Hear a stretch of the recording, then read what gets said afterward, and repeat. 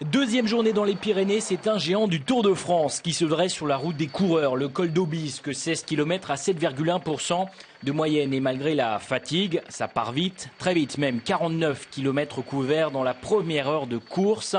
94 km de l'arrivée à présent, ils sont 10 en tête parmi ces coureurs, 3 Français, Jérémy Roy, David Moncoutier et Jérôme Pinault. Dans ce groupe également, le champion du monde Thor Hushovd et son compatriote Edvald Boasson-Hagen. Le mieux classé au général, le russe Goussev, pointe à la 28e position à plus de 11 minutes du maillot jaune Thomas Voeckler.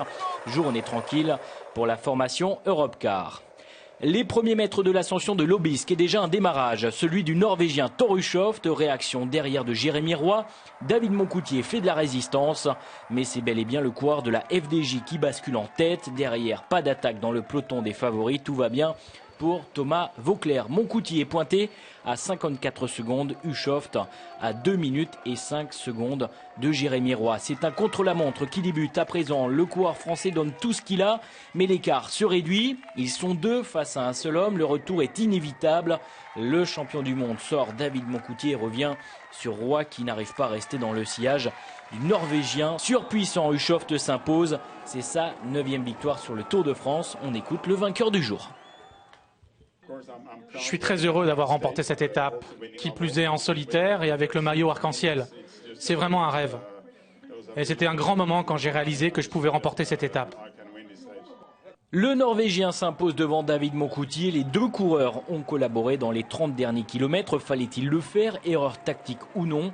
La réponse avec son directeur sportif Alain Deleuil.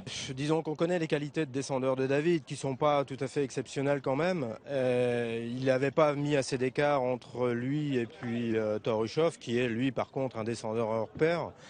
Et cela dit, bon, quand Thor est revenu sur David, David a réussi à tenir sa roue puisque c'était à la fin de la descente.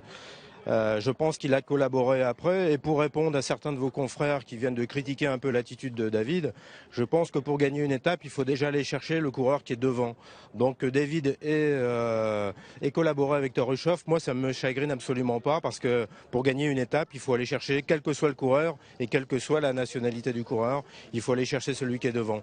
Au général, pas de changement. Thomas Voeckler conserve son maillot jaune de leader.